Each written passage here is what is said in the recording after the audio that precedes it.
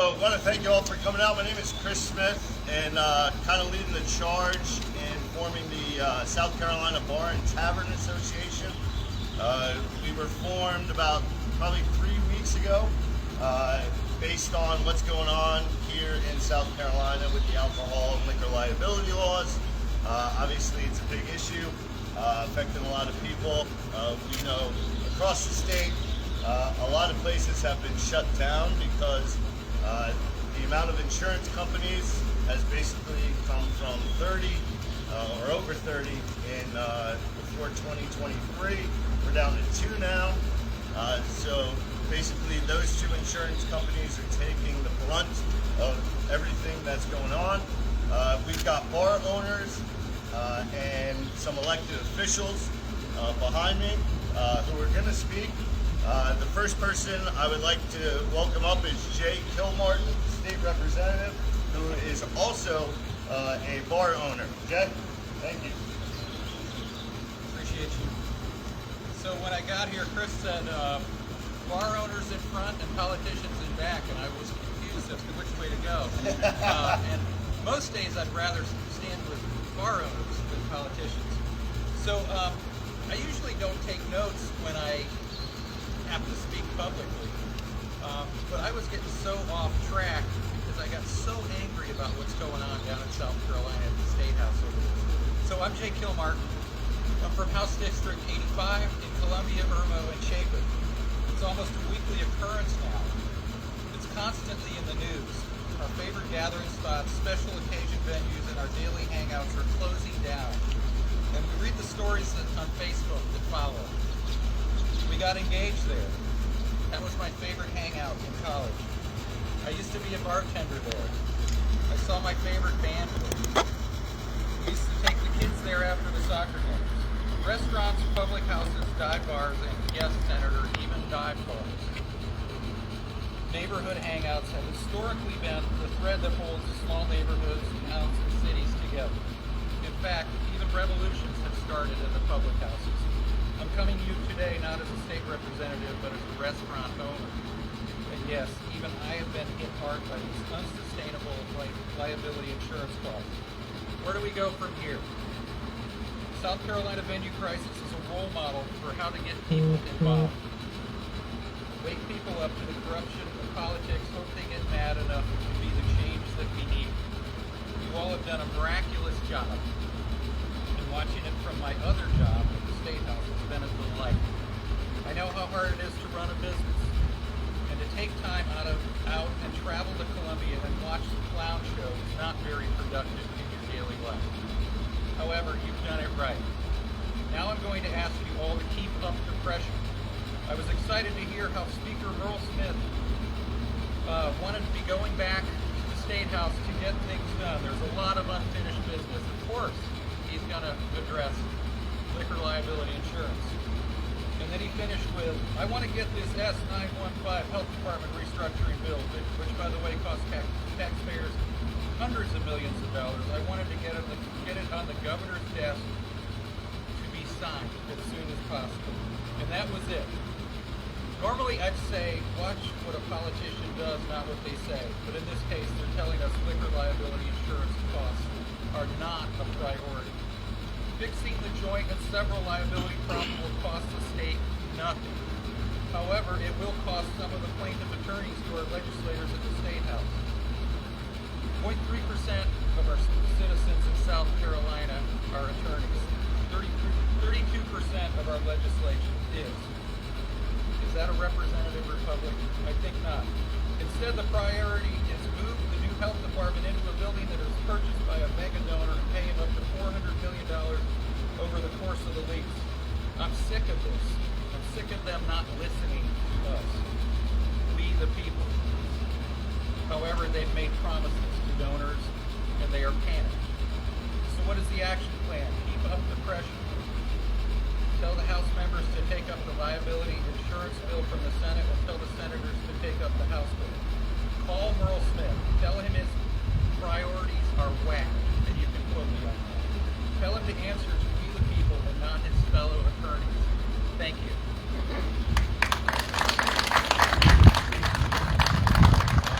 All right. Jay. Next up, I'm going to call State Representative Jason Elliott. Jason. Thank you all for being here. This is a call to action. Businesses all over South Carolina are closing because of unaffordable alcohol liability insurance. Just so everybody in South Carolina knows, there's a requirement to carry $1 million of liability insurance if you serve alcohol past 5 p.m. The House, and I'm appreciative of this, and my colleagues here, we all voted for this, on a bill that I sponsored after a special subcommittee that I was the chair of. We came up with mitigation factors that would put public safety, balance that with economic development and economic vitality. The House passed that bill, 5066. The Senate refused to take that bill up. Also, the Senate took up overall liability and refused to move that. So, along with Representative Kilmartin, I'm calling for the General Assembly to amend the sine die resolution to include liquor liability. We cannot wait for January to get this done. More businesses will be closed. We've seen over the past several weeks, businesses in Greenville County closed. It not only impacts the businesses and the employees there, it impacts their vendors. It impacts tax revenues. Everyone up and down the chain that is involved with a business, a small business, and small business is the backbone of South Carolina. We need to act, and we need to act now to address liquor liability in South Carolina. We can do it to protect the public. One thing to keep in mind, this requirement of alcohol liability insurance came about. South Carolina has one of the highest instances and rates of DUI fatalities and injuries. We have protected folks in South Carolina. We've put mitigation factors in to make the serving of alcohol safer, to have server training, to have mitigation steps in place to make sure that folks who are injured in South Carolina because of alcohol instances are taken care of. But we've got to make sure at the same time we balance that in the economic viability of our small businesses. So please join me, my colleagues, who are on behind us, in calling for the General Assembly to take up liquor liability when we go back in June and later in July. It can be done. What I would ask South Carolinians all across the state, contact your state house member and contact your representative and ask them to get the job done to protect small business in South Carolina. Thank you. All right, now we're going to get some bar owners up here to talk about how they've been adversely affected on this issue. First one up is Omar Najee. He's the owner of Hall of Fame Sports Grill here in Greenville on Lehman Boulevard. Omar. Hello everybody, my name is Omar Najee. I've been in the food and beverage industry for about 25 years, specifically in Greenville, South Carolina. I've owned restaurants, bars, and nightclubs. Currently I own Hall of Fame and Blue Nightclub. And over the last 5 to 6 years, I've seen our insurance on average go up 50, 60 to 70%. And every year we're on the cringe on renewals, whether we're going to get renewed or not. So that is really tough to wait till the last minute to know whether you're going to have insurance for the following year. And they're getting stricter on what we do. This is not fair for a small business that, you know, the margins are very small on the profits. And, you know, when the insurance eats into our numbers, it doesn't make it easy for us. It makes it harder to operate. So I ask everybody in the state to really put this at the highest level of importance to take care of the situation. Otherwise, this year, especially this year, we're going to see a lot more businesses that are not going to get renewed. Thank you. Next up, we're going to have the owner of Hoppin' in Rock Hill come up and speak. Rick. Good morning. My name's Joe Gulledge. I own Hoppin' Tap House in Rock Hill, South Carolina. I'm a former educator. Spent 28 years in public education. Just retired last year and got into opening a bar. Excited about the opportunities to get involved in small business. We opened last year, went through the process of licensing and getting insurance. Was sticker shocked at our insurance premium last year for our $2 million policy that was quoted at $35,000. I would love to have $35,000. We just went through renewal last month and ended up having to close down for a couple of days because of the last minute renewal process as it goes. Our first quote for $55,000 was pulled the day before by the company that pulled out of South Carolina, that's not going to cover any bars in South Carolina anymore. And the next quote we received that Friday at 2 p.m. was for $160,000. That's a 500% increase. So we had to figure something else out. We ended up having to reduce our liability coverage to $100,000 and $1 million, which is what's required by the state. We prefer to have more coverage, not less, and we're able to get that coverage at a very reasonable $75,000, which means we're still 120, 130% increase. We're in our first year of operation. We don't make money the first year. And you go into a business understanding that you're going to have some challenges. This was unexpected, especially from our state. I've lived in our state my entire life. Never saw this one coming. I implore the members of the State House, they need to do something now.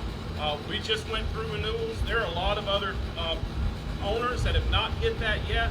And when they do, and those numbers come up, they're not going to have a choice but to close. And that's if there's still coverage left, which I think is also a severe possibility that you're going to run out of insurance companies that are even willing to cover bars in South Carolina. So I do hope that this will call attention to that and understanding how our small businesses support our communities. Thank you.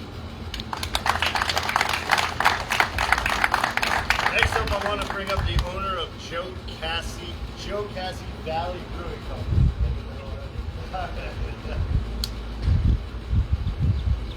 I'm Eddie Martin. I'm the owner and operator of Joe Cassie Valley Brewing.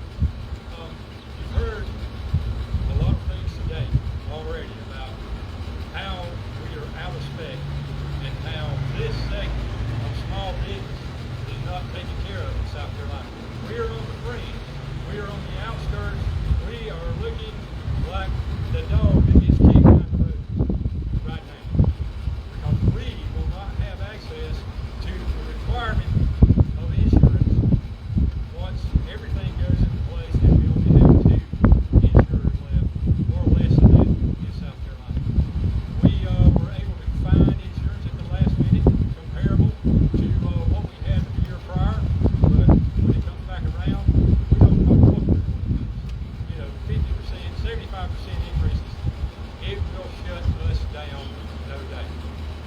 Now we are here in a state that says that it is in support of small business, but I think that we are not part of that vision because nobody is doing anything to make recommendations on our legislative needs.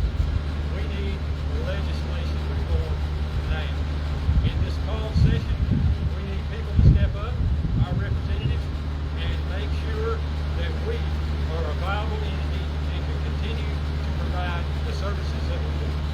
This past weekend, Memorial Day, 65 to 75% of the people that were there that day were tourists. Come in, we asked them, been here before? No, this is our first time. So that was one week. Tourism is going to be impacted by this. And tourism is a major entity, a major thought in South Carolina. And we need to support that. And our venues and our bars and taverns have a great deal to do with that. And we ask all of the citizens of South Carolina to come forward, contact your reps, and do the right thing and get the pressure on them. Thank you. We've got 2 more business owners who are going to speak. I'd like to welcome up Dave of Grapevine. Dave. Ladies and gentlemen, my apologies. I don't have any prepared notes. I was not prepared to speak today. But I did see my Joe here, and a little story for you. When we found out what was going on at the State House, we said, man, we've got to go meet with our folks down there. We have to go see our senators, and we did. We had a great meeting. They explained the situation. They told us what happened. And then what really got to me is we were told that we were simply lateral damage. Unfortunately, nothing can be done. So we were told. So I have 3 shops. Coolest little wine and beer shops. Y'all ever been down here to Northampton or something like that? I mean, I kind of modeled my business after that. Beer and wine retail.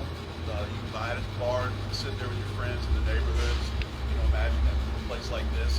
You know, we're a place that you come to. So we have had 3 of them. One was open 17 years ago. One was open roughly 7 years ago, again in neighborhoods. The third one was open 4 years ago. My 4th one, the youngest one, my insurance the first shot was $14,000, which I thought was ridiculous. It's not even 1,000 square feet. Though we might be able to sit 30 people in this place. Last year it was $26,000. This year it was $88,000. Does any one of y'all bring home anything from your business? Is that the thing? Okay. Does anybody think at a little wine and beer shop I can increase the prices to cover that? Hell no. Absolutely not. So unfortunately, that has led to us deciding to close that shop. So now I have to look my people in the eye and say, hey look, I know, what can I say? Oh, by the way, state of South Carolina, you didn't get my ABL this time. That's $2,200. South Carolina, you're not getting my tax money from that shop. Nobody needs to know, that's my business. But I'm telling you, it's significant. Hell, the city of York, that depends on our tax dollars. And I'm only one of probably 5 or 6 places down there that is not categorized as a bar. Because remember, if you sell anything more than 30% of your revenue in alcohol, you're not a restaurant anymore, you're a bar. Does everybody know that? Okay. When was the last time anybody went into one of our places and they got chicken wings and 2 beers, sat there for 2 hours with friends? Your bar tab is not at least as much. I mean, shit, I'm selling 13 stripes. Those are $10 beers. 2 beers and 10 chicken wings, half and half. So look around at all the small places, all the places you call home, and get ready to have to go to Red Lobster. But then, oh, that's right, Red Lobster ain't gonna be here either. Okay. Sorry, I'll get a little bit off of my soapbox. I will. Our last speaker, Melanie. Melanie, you want to come? You're good with that? All right. So I do want to thank some of our elected officials here: Jay Kilmartin, Stuart Jones, Adam Morgan, Jason Elliott, Thomas Beach, and Jordan Pace from Charleston. Look, they're going back to session June 5th. Let's get this done. It's about time. It's been long enough. People are suffering. Tax revenue is involved. Jobs are involved. We need to do something now. This cannot wait. You're going to see a lot more places close if this continues down the road. We need something done now in South Carolina. And we want to thank everybody for coming out today. And thank all of you with the news that came out. Thank you. Have a great day, everyone.